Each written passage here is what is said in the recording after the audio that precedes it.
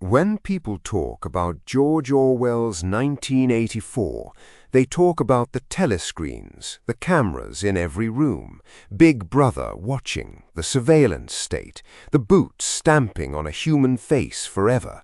And all of that is in the book. But if you think the most terrifying weapon in 1984 is the camera, you have missed the thing Orwell was actually most afraid of. Because the party in his 1949 novel does not control people mainly by watching them. It controls them by something far more intimate and far more frightening. It controls their language and it controls their memory. It reaches inside the human mind and edits the tools you use to think. And in 2026, that is the part of the book that should keep you awake, not the cameras. Here is what feels strange about how we remember this novel. We treat it as a warning about government spying, and so we worry about our phones and our data and who is watching. Important worries, but not Orwell's deepest one. Orwell understood that you do not actually need to watch a person every second if you can control what they are able to think in the first place. A populace that has lost the words for freedom, that cannot remember what was true yesterday, that has been trained to believe whatever it is told to believe right now, does not need to be watched closely. It polices itself. The genius and the horror of 1984 is that its most powerful technologies are not electronic, they are linguistic and psychological. The party's real conquest is not of the streets, it is of the inside of your head. Let me reframe the whole book around two ideas most people skip past on the way to Big Brother. The first is Newspeak. The party is deliberately shrinking the language, removing words year by year until the vocabulary of the entire society is smaller and smaller. Why? Because, as one character chillingly explains, the goal is to make certain thoughts literally unthinkable. If there is no word for freedom, for rebellion, for individuality, then the concept itself becomes harder and harder to hold in the mind, and eventually impossible. Orwell's terrifying insight is that language is not just how we express thought. Language is, to a real degree, the boundary of what we can think at all. Shrink the words, and you shrink the mind. Control the vocabulary, and you control the range of possible ideas.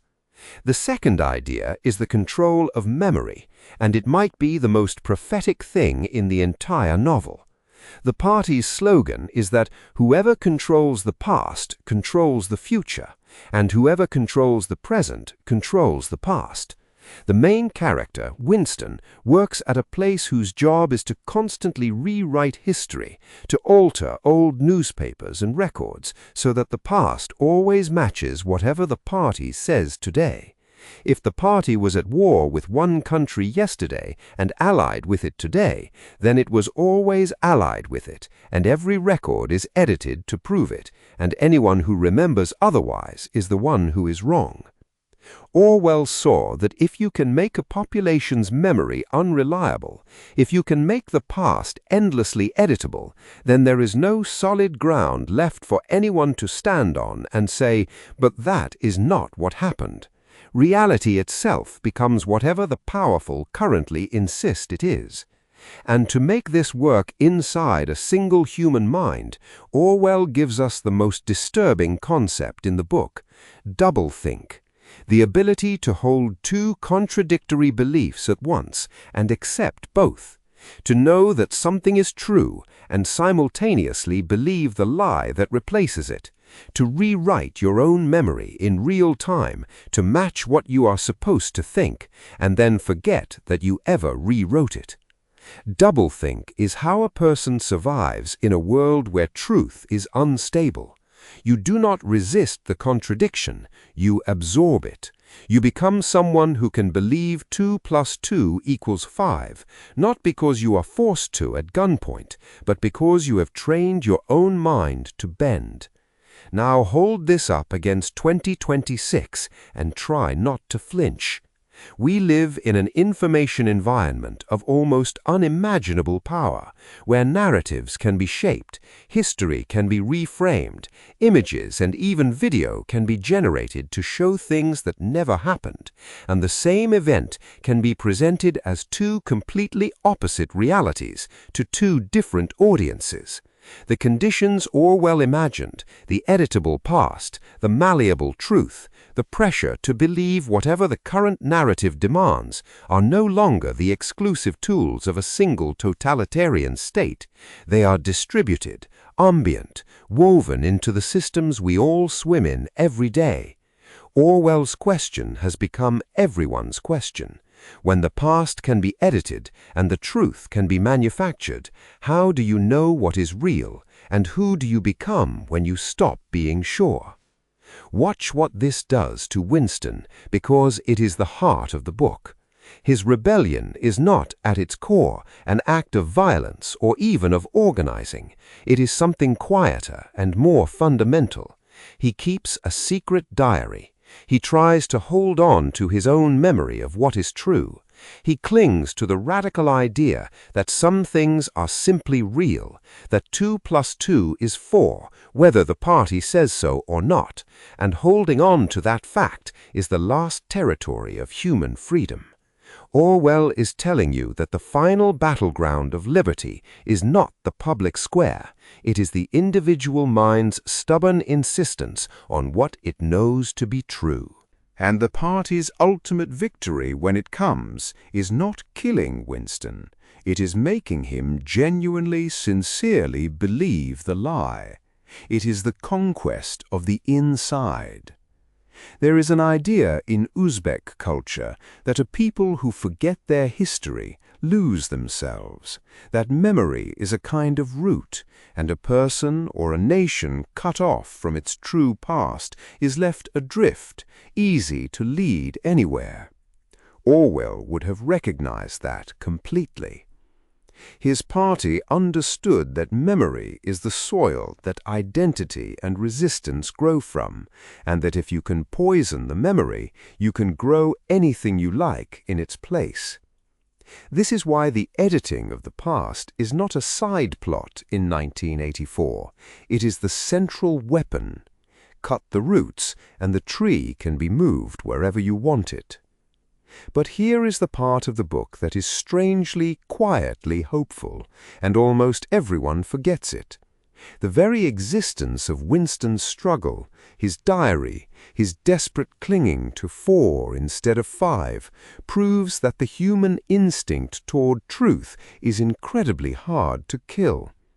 The party has to work relentlessly, with enormous force, precisely because the mind keeps wanting to remember, keeps wanting to know what is real, keeps generating that stubborn inner voice that says, "No, I saw it, I remember." Orwell is not only warning you about how freedom can be lost, he is showing you exactly where it lives and how it is defended. It lives in your insistence on reality. It is defended by memory, by language rich enough to hold complex thoughts, by the refusal to let anyone, however powerful, tell you that what you saw did not happen. So what is the practical inheritance of this book, beyond fear? It is a set of instructions for protecting your own mind. Guard your vocabulary, because the richer your language, the wider the range of what you can think, and a mind with more words is harder to corner. Guard your memory, because a person who can hold on to what was actually true yesterday cannot be easily told a new past today. And guard your grip on reality itself, that quiet, unglamorous conviction that some things are simply so, regardless of how loudly or how often you are told otherwise. Orwell's whole novel is a defense of that small, sane, stubborn voice, and a warning about what is lost when it goes silent. I want to add one careful word, because this book can tip a person toward a paranoid, everything is a lie despair, and that is not its lesson. Orwell was defending the existence of truth, not denying it. The point is not that nothing is real and no one can be trusted. The point is the opposite, that reality is real, that truth exists and is worth holding on to, and that the healthy response to a confusing information world is not to give up on truth entirely, but to seek it more carefully, from better sources, with more humility and more patience.